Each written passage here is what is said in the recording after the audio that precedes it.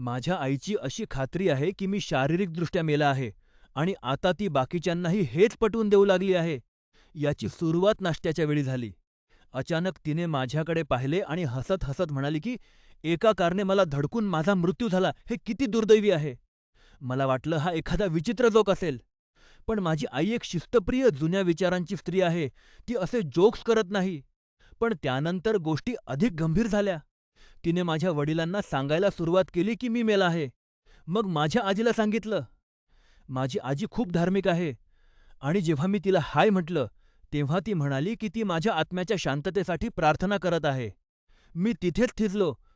माझ्या आईने तिला कसं पटवून दिलं असेल? माझी आई कुटुंबाचा आधार आहे. ती खूप गोड आहे आणि लोकांना पटवून देण्यात पटाईत आहे. पण मग तो गोडवा एका भयानक रूपात बदलला. एकदा दुपारी झोपेतून उठलो तेव्हा मला धुराचा वास आला. माझी आई लायटर घेऊन माझ्या समोर उभी होती आणि माझे कपडे पेटवून देण्याचा प्रयत्न करत होती. ती हळूच पुटपुटली, "कदाचित तुझी अंत्यसंस्कार झाली तर तू कायमचा शांत होशील." आता माझे वडीलही तिच्यावर विश्वास ठेवू लागले आहेत. एकदा बीचवर असताना मला जाग आली, तेव्हा पाहिलं की तिने माझं अर्धे शरीर वाळूत गाडले होतं. ती मला जिवंत पुरण्याचा प्रयत्न करत होती.